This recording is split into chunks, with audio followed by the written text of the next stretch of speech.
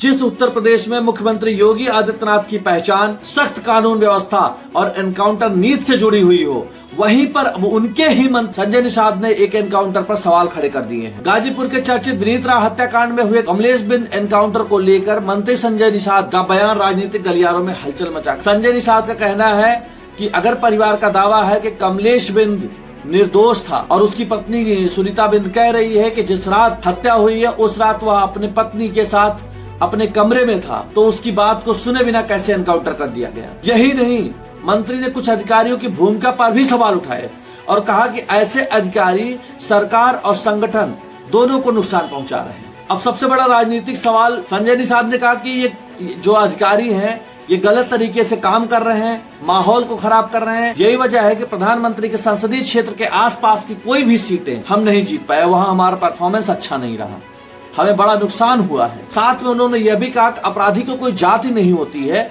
लेकिन निर्दोष व्यक्ति था, उसकी बात सुनी तो जानी थी।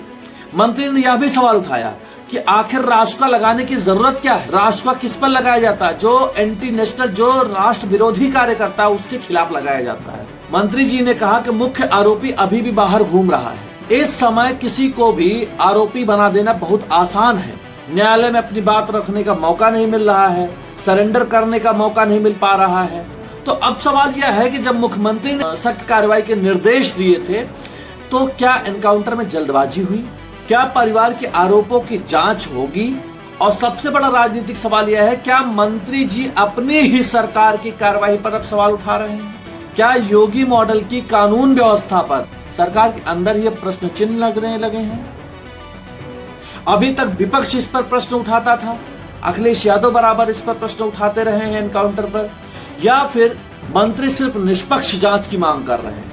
अब निगाहें इस बात पर टिकी हैं कि क्या सरकार की ओर से कोई प्रतिक्रिया होगी, कोई प्रतिक्रिया जल्दी आएगी या नहीं। इस पर इससे आगे की अपडेट के लिए आप जुड़े रहे नई सोच नई ऊर्जा के साथ। धन्यवाद। जय हिंद।